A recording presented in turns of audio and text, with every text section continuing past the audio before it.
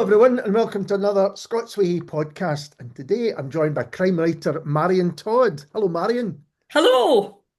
We're going to talk about Dead Man's Shoes, which is the latest in the detective Clare Mackay series. I made sure I got that right just for Oh, you, well Mackay. done. Well done. I should probably have a copy of the book to hand, shouldn't Well, I, I maybe? have one here, so Oh, people well, are excellent. I watching. can actually see if you go just behind my head, Yep. Oh, that's it up there on the bookshelf. So that's the okay. best I can do. Well done, you. Because we should say this is, now, am I right, the ninth in the series? It is, yes. So before we talk about Dead Man's Shoes, I wondered what the challenges are in writing a continuous series for so long. I mean, it's not many people that get to write that number in a series.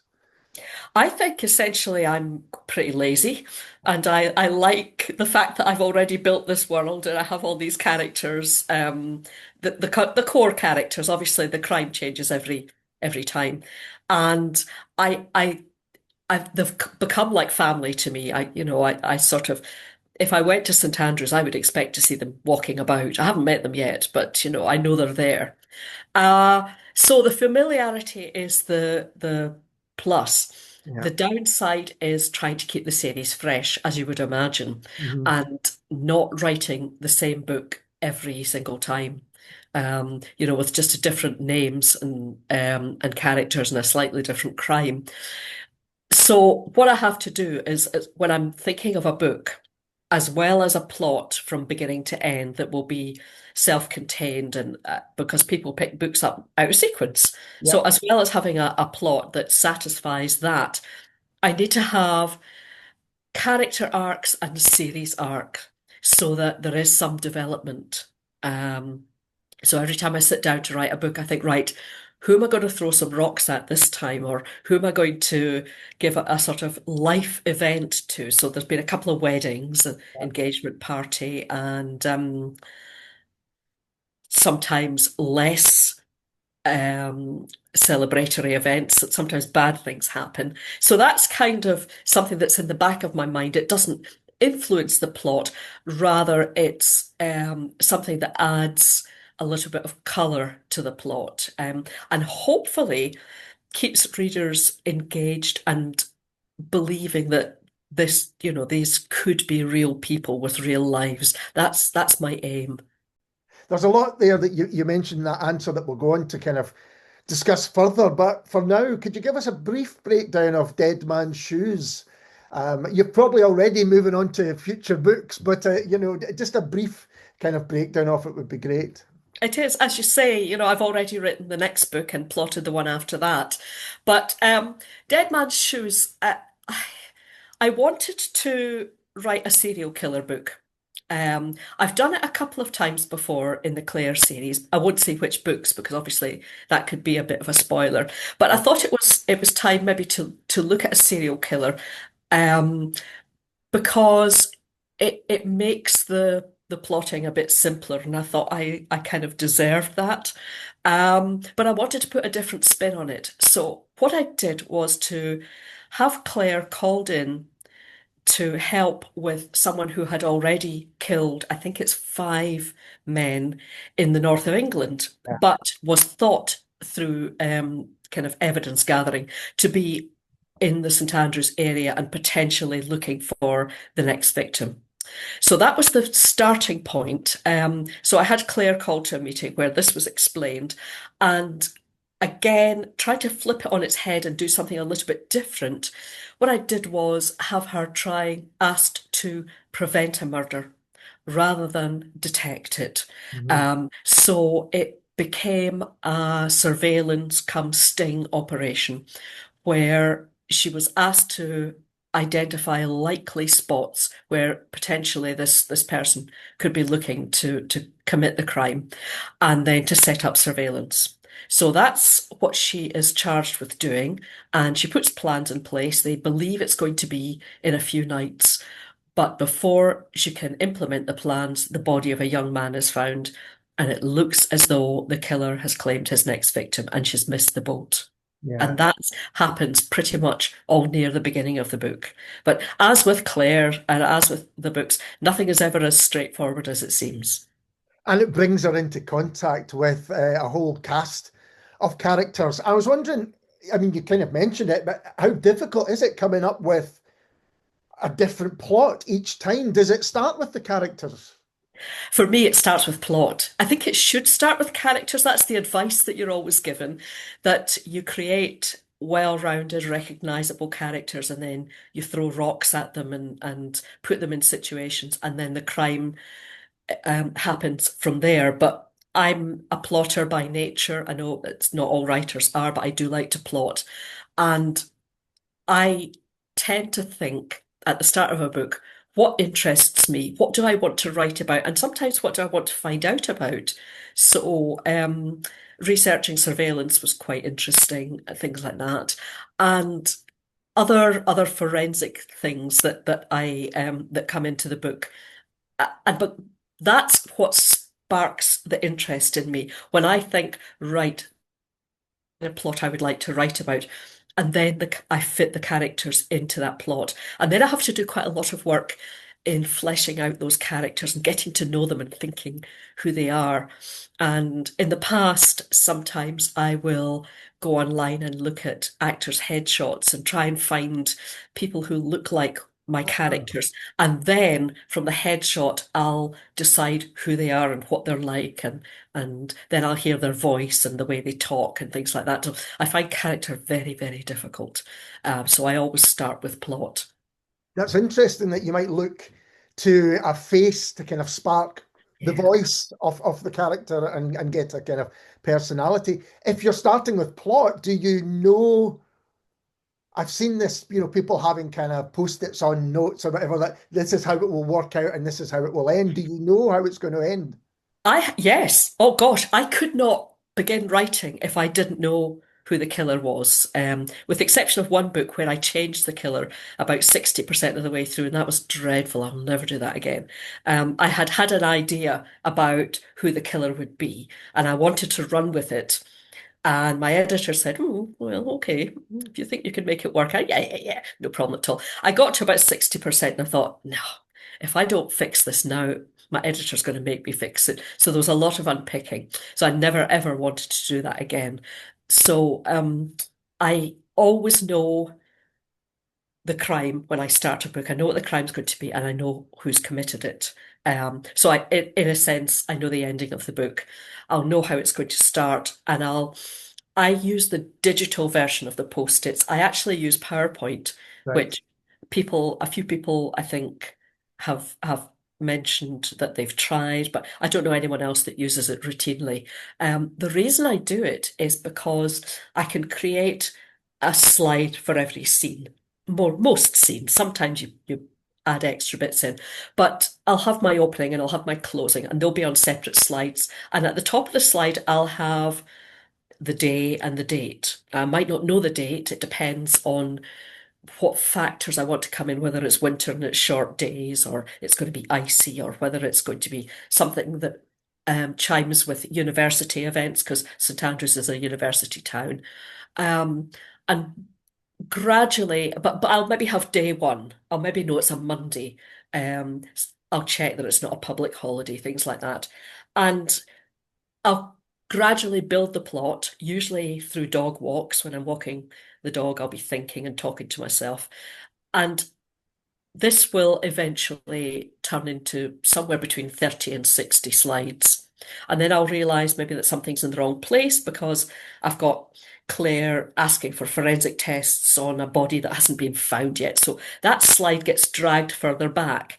And that's the beauty of PowerPoint. You can drag the slides around. And the other thing that's good about it is that once I have all my slides in a place, I can export the text to a Word document, and that gives me my plan. And sometimes I keep the plan as a separate document. Sometimes I have it at the foot of the book that I'm writing. And then as I write a scene, I'll delete the text from that. And gradually the book gets longer and the plan gets shorter. So that's the way I plan it. I'm quite detailed in my planning. It helps me sleep at night. I know that some people say they would be bored if they knew everything that was going to happen. I don't know everything, but I know enough that lets me think, right, I know what I'm sitting down to do the next day. So I'll spend probably a quarter of the writing of the time it takes to write a book on the planning.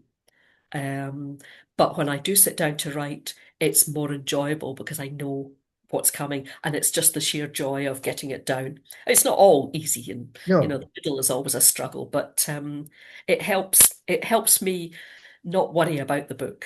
That's an ingenious way of doing it. I've done many a PowerPoint You myself over the years, and I can see, having to move different slides into. I mean, you're almost creating a little slideshow of the plot, a kind of visualization of Exactly. the That's story. exactly it. And it is just the post-its on the wall. Yeah. But and plus because it's electronic, I can export it to Word and there's my plan. And that's useful because editors will want to know what your book's going to be about, and they'll want a kind of synopsis because they'll tell me if they don't think I should write something. And that has happened in the past when I wanted to write a book about a particular subject, and my editor said, no, this isn't the time, you can't do that. It was about domestic violence, but I wanted to flip it and have a man as the victim Mhm. because I had known a battered husband. Mhm. Um, and a lovely, lovely man who'd managed to get out of his kind of abusive relationship. And I thought, this is probably something that men don't talk about. So I wanted to write about it. But unfortunately, the time I wanted to write about it was the time when poor Sarah Everard was murdered by the Met police officer, Wayne Couzens. And my editor said, this isn't the time. This is going to be seen as you kind of hitting back at me too, which is the last thing I wanted to do. So I parked that for a few books and then managed to bring it back. I guess that's a danger in writing about crime is that the real world is going on at the same time, Yes. and often. Yeah. I've actually the 10th book, which is no, the 11th book, which is not written yet but is plotted. I sent my plot off to my editor, and I'm not going to tell you what it was, but without word of a lie, the same thing happened in the news the next week. And I thought, no one will believe Yeah. that I came up with it first, but I did. And so you say the writing would still surprise you, even though you've Yes, got your plot. And I guess, is that when the characters come in and how they react to events?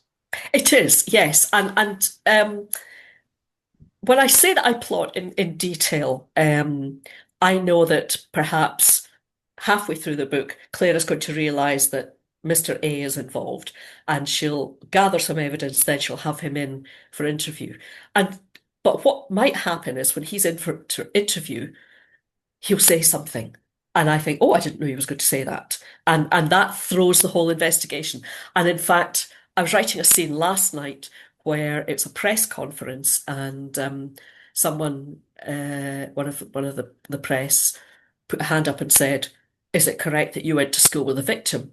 And I didn't know I was going to write that. And I Wow. thought, oh, right, okay, so we have to have a look at that. So let's talk a little bit about some of your characters in Dead Man's Shoes, because, well, let's talk about Claire first of all. I mean, that's Okay. clearly who you're closest to, having written her for all this time. And you mentioned that they're like family. Yes. What relationship do you think you have with Claire? Oh, Claire is who I would like to be, Oh, apart from the fact that she's hopeless domestically. She's a shockingly bad cook, and but she's good-hearted and hardworking. She's taller than me. I would like to be tall. She's fast. She's fitter and faster than me. I'd like to be. I used to run years ago until I had a sore knee, and I've never managed to get back to it. So, but Claire runs. I actually made a bit of a mistake, and I think it was maybe the third book. Can't quite remember. No, it was maybe the second book. I don't know. Anyway, I had her doing a park run, and she did it in something ridiculous like 19 minutes. And excuse me, it was only afterwards when I thought, I think that's a bit too fast, actually. I think that's like maybe Commonwealth Games yeah. qualifying time or something like that. So but I love her. I think she's great, and she has this dog. And if we get through this whole interview without you hearing my dog, it will be a minor miracle. Everything that Claire's dog does wrong, Mhm. my dog has done. every Right. single thing, um, many So times. is it a bit of a emotional thing to put her through what you put her through? I guess she's solving the crimes in general, but still, situations that you wouldn't like to find yourself in. I think because I know that she's going to prevail in the end, then it's okay. I can be detached enough. Sometimes I suppose I'll put her into situations that I might fear of being in myself, but I'll give her more courage than I might have, or perhaps more, ability to extricate herself. I did put her in a bit of danger in a couple of books. I tend not to do that too much because I think it can be a bit of a trope, Right. but you do need a bit, do need some tension, Mhm. especially towards the end of the book.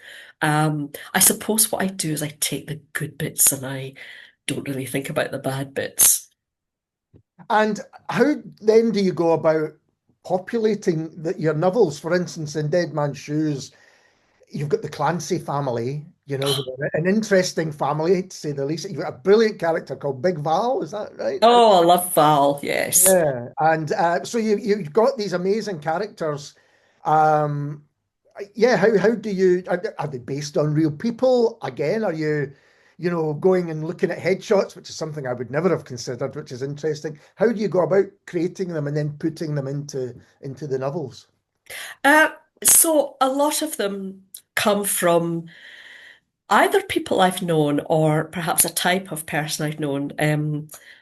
I grew up in Dundee and went to a school that I would describe as challenging. Mhm. And I'd gone to quite a nice primary school, and then I was thrown into this kind of absolute maelstrom of just behavior the like of which I'd never experienced before. Like people picking up tables and throwing them and stuff like this.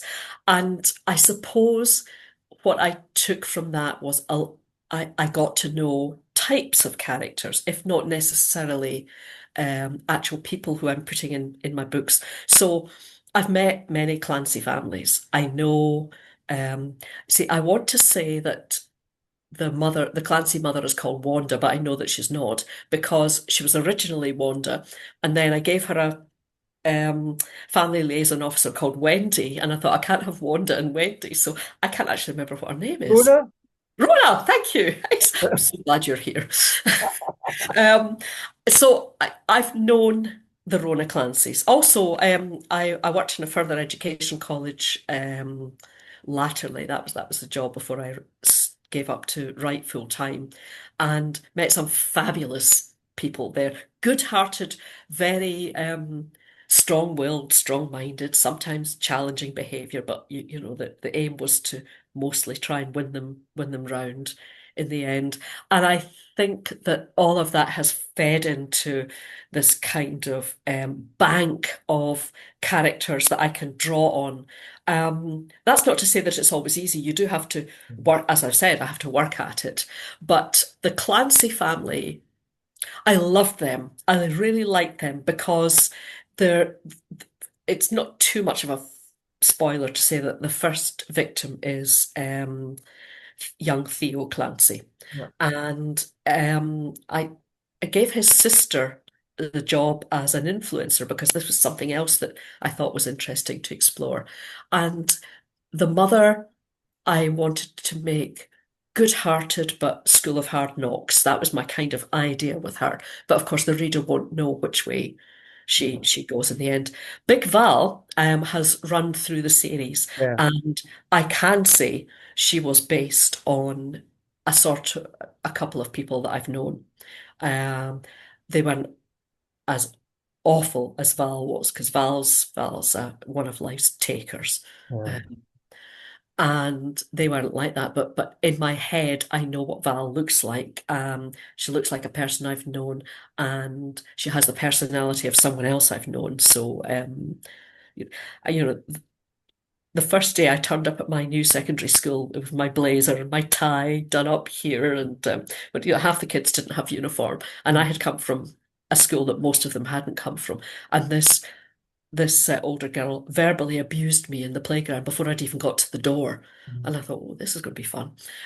So all of that kind of feeds. I'm getting my revenge on these people.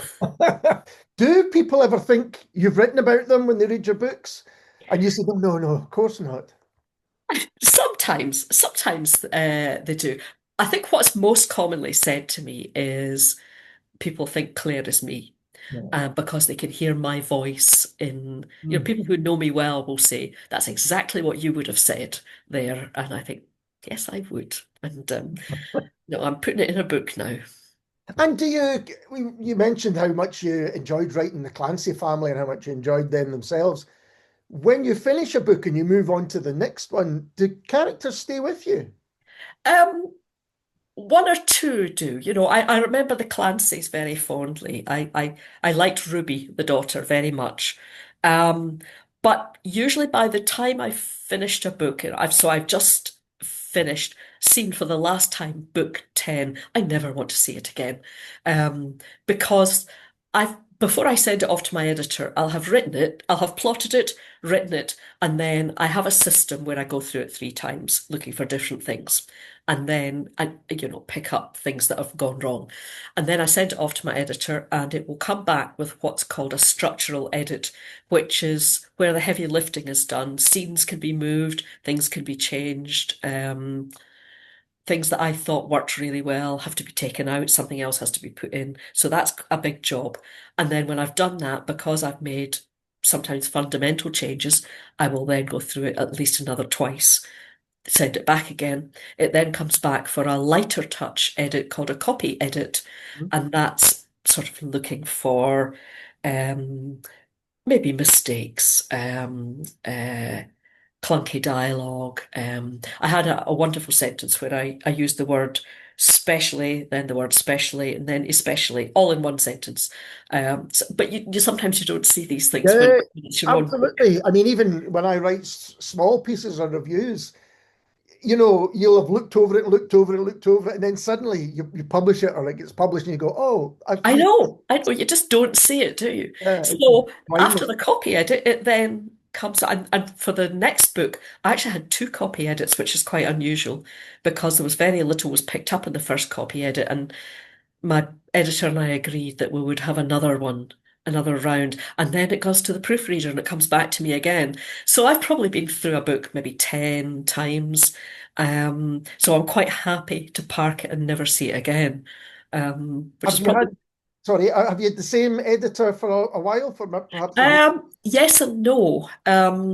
I overall, I have a lovely lady called Louise Cullen, who's I think her job title keeps changing. I think she's publishing director at Canelo, and she's the sort of the first pair of eyes on my book. Um, then it will go sometimes to an internal editor, but most often to a freelance. Right. And I've worked with several freelancers over the years, so I kind of get to know them. And some of them have worked on maybe 3 or 4 books. Um, Proofreader is often who's available. And this is where the plotting is very helpful because if I've plotted a book really well, it helps me keep on schedule and on track. So Mm. I don't think I've ever had an extension for a book because when I say I'm going to deliver it on, let's say, the 1st of February, they will then contact all their freelancers, they'll book diary time and all the rest of it. So being plotted and keeping to what I said I'm going to write helps me stay on track so that I can get the good editors and the good freelancers. Is it a process you enjoy, the editorial process? Can I speak Oh, to I some love it. writers? I hate it. You I hate it. absolutely hate it. I would write a first draft every single day of the week. I hate being edited, um, especially the structural edit, because when I send a book off, at that point, it's not perfect. Of course it isn't, but I think it is because I've written it, I've plotted it, I've written it, and I've been through it 3 times, and I think this is pretty damn good. This is the one where they're going to say, no, you don't need anything. And every single time it comes back, and you look at the report and you think, I don't want to do that. And there's nothing wrong with that sentence. So usually I'll have a bit of a kind of strop and I'll put the report away for a day, and then I'll take it out and I'll think, okay, maybe they've got a point, and eventually I'll get on with it. So no, I dislike editing. I love first draft. What I do is everybody is different. Ah, I always begin a day by going over what I've written the day before, and I'll tweak it and tidy it and make it a little bit better. So my self-editing tends not to be too heavy. Um, and that keys me in for what I'm going to write that day. it's so interesting because I've spoken to writers, crime writers, who hate writing the initial bit. That's a real, but and they find, but it comes together in the edit. Oh, it definitely does. I Yeah, just yeah, think yeah, but doing that's the bit it that is they enjoy. horrible. That's the bit that they kind of enjoy. Whereas others like yourself, it's as you say, everyone's really different. It's such an interesting thing to talk to people about. I edited for a while for a small publishers, and it is such a there has to be kind of trust, and it's close, and you just hope that there's not a big breakdown in. I take my hat off to you. I think editors are wizards. I don't know how they see the things that they do, but they always make books so much better. Um, We've said how close you are to your characters. I was wondering, how close are readers to the characters? Do you ever get feedback that says, I can't believe you did this with Claire, or I can't believe that, this character has done this? What's your feedback and you get? I do, yes. I think readers can be quite invested, particularly in a series. Yes. And most of the emails I get are complimentary and all the rest of it. But I've been told off a few times. I've been told off for Claire not paying enough attention to the dog and leaving it alone for too long, despite the fact that I've given her a dog walker. So I got a telling off for that. And gosh, somebody really had a go at me about something. I'm trying to remember what it was now. What was it I did? Gosh, that will come back to me, and I'll remember that. It was, oh goodness, it's gone out of my head. But people do criticize. I did have someone tell me that I think I've mentioned this before, that a particular a sniper shot couldn't have been done. And I was like, yes, it could, because I've really done my research here. It was one of the things I quite enjoyed researching. Um, Did anyone say Claire couldn't have run that park run in that quick time, or was it only you that noticed that? Not had that yet. I haven't. I definitely haven't. But no, she's had a few tellings off. Gosh, I wish I could remember what that other one was recently because it was quite a yeah. Somebody really took me to task. I've been told off for making her too lovey-dovey with her Right. other half. So got to have a sterile relationship. Apparently, she's not allowed to kind of have a hug from him or anything like that. But it must be nice that readers are so invested in these books that that they identify so strongly with your characters. It's really lovely. It's the best compliment that I could be paid for someone to tell me off because Claire's done something that they're not happy about. That I love that. It really shows that the characters come to life. And Claire particularly. I want everyone to really like Claire. Now we've talked about characters, but let's move on to place. It's really interesting. I'm in Glasgow just now, and people often say, "Oh, Glasgow is a dangerous place." Seems to me St Andrews a fairly dangerous place. The There's amount almost no one left. I've killed them all. It's the midsummer of Fife. it is. It's incredible. But is place important to you in terms of where you write and I mean, some of it you go to Dundee as well. You mentioned that's where you're from originally. Is there a responsibility about writing in places, real Um, places? yeah, so for me, place is probably the very first thing. If I was talking about setting a new series, I would have to think, where's it going to be first? And St Andrews was an easy choice for me, partly because it's quite close to where I live, and because what I write, I think, falls between cozy and gritty, Mhm. somewhere in the middle of that. Um, and it it felt to me like it needed a sort, I suppose I'd call it a middle class setting. Mhm. even though the town itself has a great variety of people in it. It's a bit like a sort of smaller version of Oxford. And Yes. I was a huge fan of the Morse novels, and particularly on TV, because I think very visually. I see the action when I'm writing it. And I thought, I think St Andrews is underutilized in crime fiction, and I want to use it. And also, it has such potential with the students and the academics and the researchers and the golfers and the tourists and the poor locals who are, just trying to exist in all this. I've Um, thought about that, but you've got a real transient population. So if you're yes. wanting new characters, they're moving in and moving out all the Yeah. time.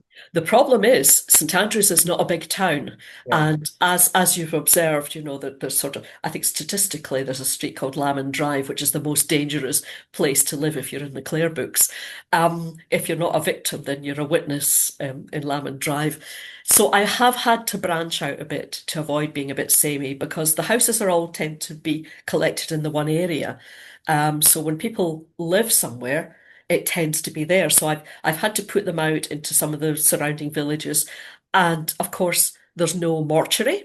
There's only a kind of very small cottage hospital with two wards. So I use Nine Wells Hospital in Dundee, which is huge, and I use the police mortuary in Dundee. And sometimes Claire has to borrow troops from other stations. So I've got my sort of people from Dundee that she brings in, Bill and Janie, and sometimes someone called Benny.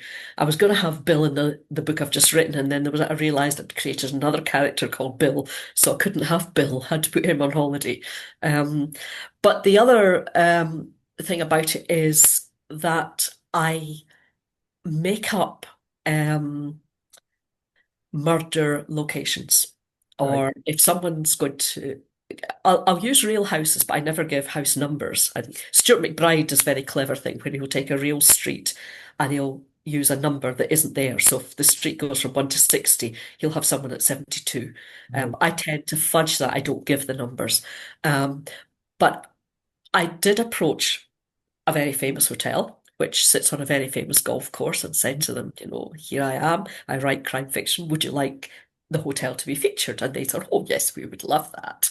However, no member of staff, no guest, no one who visits the hotel in any capacity is to be a victim or involved in crime in any way. No crime is to take place on the premises. And I'm like, what do you think I'm like? Do you What? go for a You drink? said Claire just Claire for a goes, drink. So I created my own hotel in the very first book, to the south of the town, calling it the Kenley Bank Hotel, and I've used that in two or three books. I also wrote to the very famous golf course, and they didn't reply, so I shut the course in book two because I could. Um, because there was a missing baby and they had to search. And the only place that there's a couple of places said they would love to be in the book. One was Janetta's ice cream shop, who said that they could be in as long as I mentioned the handsome and virile owner, well, which yes. I couldn't get done. And the other was the Cheesy Toast Shack that sits on the East Sands. They were thrilled to be included. So I've had a few cheesy toasties. But it sounds like you really use the most of the geography that you're kind of know well, Mhm. in that you have, a major city over the water, close enough that you can use it in that sense. And then you've got this uh, cozy setting, let's say, of St Yeah. Andrews I'll there. tell you what though, don't if you're looking for a setting for a book, don't use a coastal town Right. because that's one whole um place where you can't go in that direction. Clare can't go east because it's all water unless, I have a crime taking place on the sea. Yeah. Um so it's there's only really three ways, well, really two ways you can go. You can either go west from St Andrews or you can go south. Yeah. So don't pick a coastal town. That was a mistake in some ways. That's a good tip, definitely. Um, what is it about crime writing that appeals to you? Why is that the genre that you've chosen to write in? I mean, I didn't think I could do it. I thought you'd have to be really clever to do crime writing and, create this plot and hide the truth from the reader. And I definitely wasn't that clever person. And then I read a Kate Atkinson book, one of her Jackson Brodie novels, One Good Turn, that was set in Edinburgh during the festival. And I was so entertained by it. I just thought, this is what I want to do.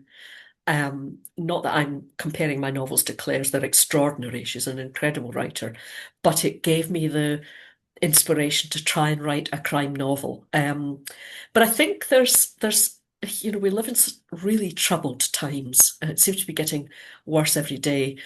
And I think the nice thing about crime is that you can make order out of chaos. You can right the wrongs. You can see justice being done and right being done, which so often we don't see. So I like the idea that I can punish the guilty. Sometimes they get away, and I have had complaints about that. You didn't tie that end up, but that's me trying to be a little bit realistic because sometimes the police and the criminal justice system have to settle, so sometimes someone will get away. There'll be a lesser charge, and I've done that a couple of times. But generally speaking, I do think it's about creating a sense of order and of seeing right being done. I'm just thinking, I don't know what case it was. I can't remember. I probably shouldn't mention it anyway. But recently there was one where the not proven. It was on the TV program Highland Cops, and they were used the not proven guilt. And that's a very Scottish thing, isn't it? Yes, yes. Well, for now it is, but it's going, isn't it? Uh, is that something you used? Have I? Well, one of the criticisms I do get is that I don't let the reader know how Ah, the people who were charged and remanded in custody ended up. What there's. So I've done it a couple of times. I've had epilogues where I've kind of had what the sentences are. But generally speaking, I stop at the point at which hmm, the charges are preferred.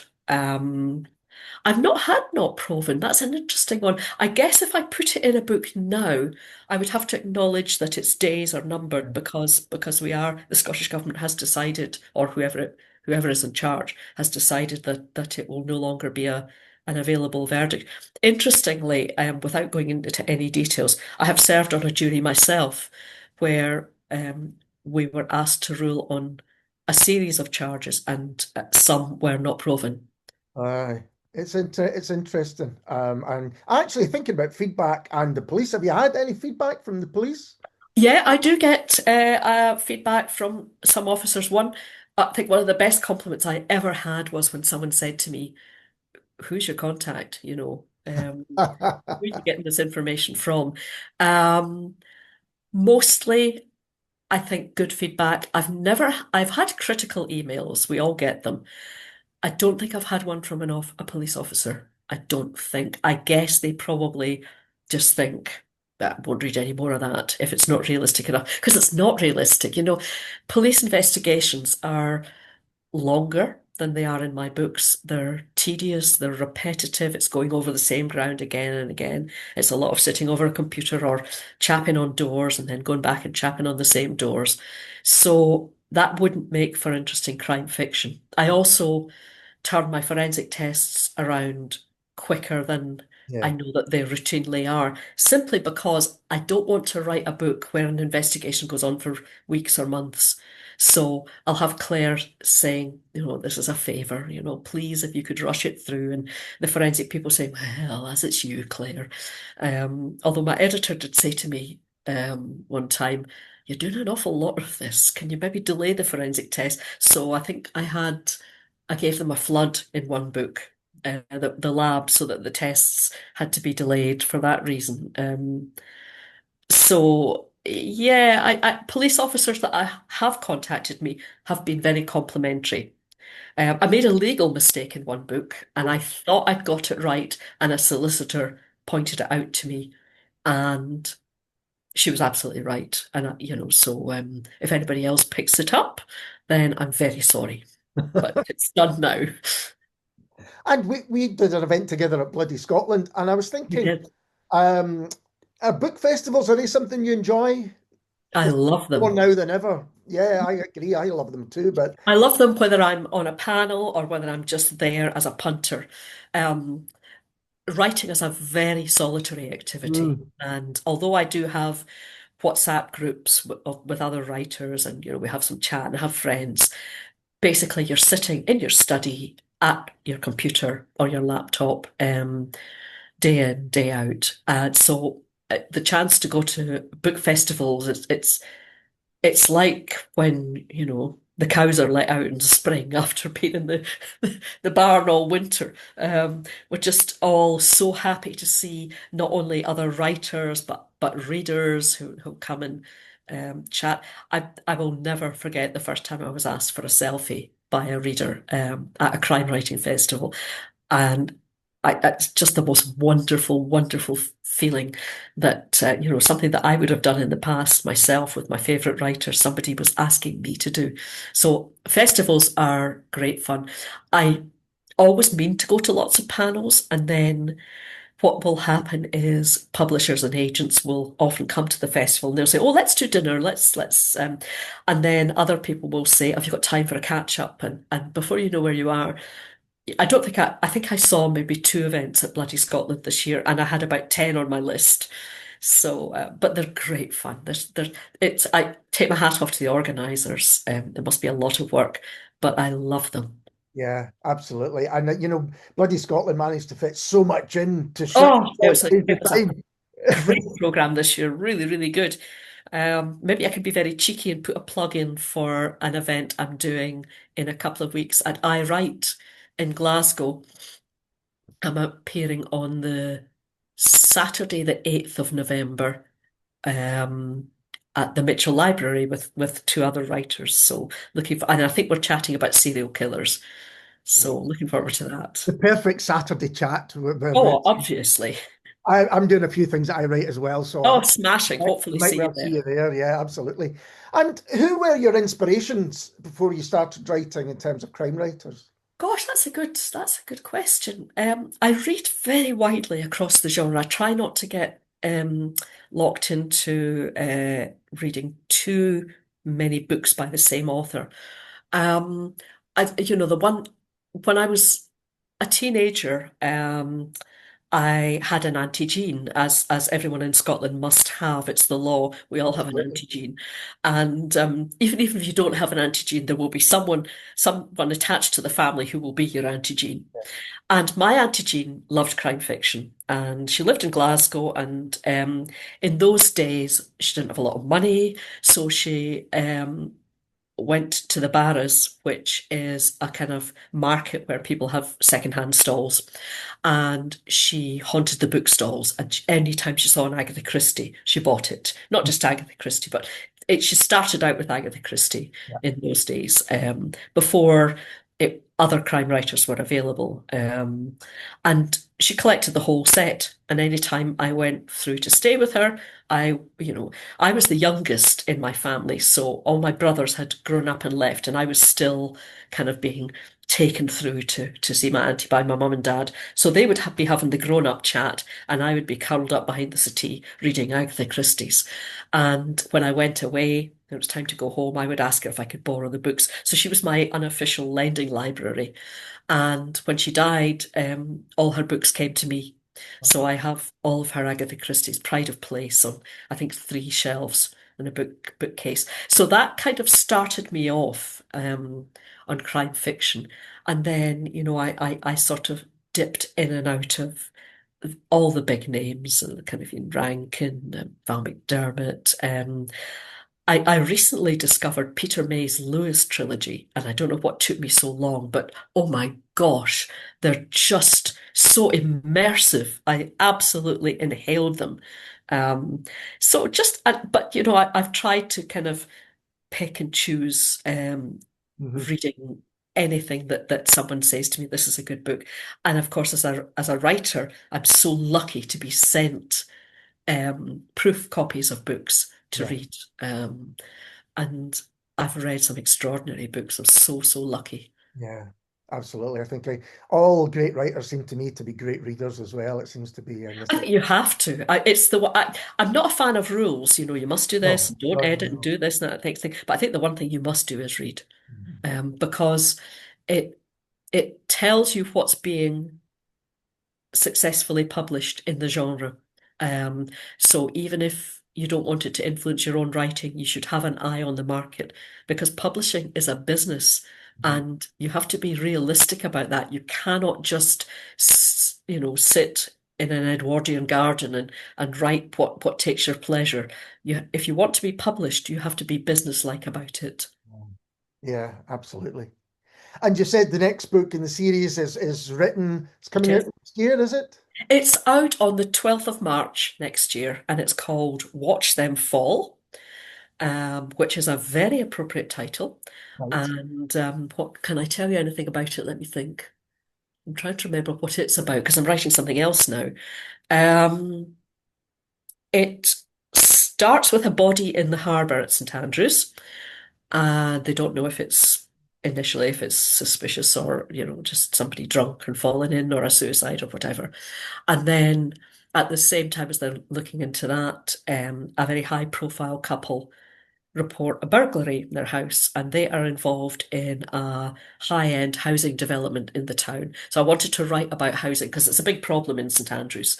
Um, the locals are priced out of the market basically because there are people with deep pockets want to live there or often students that come from wealthy families, their parents will buy a flat and that will become a house of multiple occupancy. Um, so I wanted to write about this, and that's kind of the thing that's behind it. But the first two events that start are the body in the harbour and the burglary, where seemingly nothing has been taken. Right. Ah. Mm. And I mean, you've kind of mentioned that you're already plotting the next one. How far ahead do you work? Um, Usually not that far ahead, but I'm actually have a contract with a different publisher that I just signed a couple of months ago Okay. for a new series. And so I'm trying, and I want to keep Claire going as well. So it's like spinning plates at the moment. The new series will be a three-book series, and I had when at the time I signed it, I had two Claire books still to deliver. Mhm. So before I committed to the new series, I wanted to plot the last Claire book, not the last book, but the last one in this contract, Yeah. and to make sure that my editor was happy with it. So, but normally I don't work more than one book ahead. So this is a slightly unusual situation for me, having sort of to kind of satisfy two publishers. Yeah. It's a bit challenging, I have to say. Well, I'm saying it's exciting. You have to do it. So that's It uh, is exciting. and it's another crime series. It is, yes, it's another detective series. This time I've gone for a detective sergeant so that I'm not trying to do Claire Mark II. And she is a female, but I'm trying to make her a little bit different from Claire, although I'm sure there'll be similarities. And I'm setting it in the very lovely village of Blair Athol. Oh yes. And the main character is a detective sergeant called Sandy Gray, and she is the police mountain rescue coordinator for the area. So I want to use the mountains up there, the hills, and all the kind of trails. And there's other places like, Pitlochry, Dunkeld, up the A9, Snowgates, Yeah. all of that.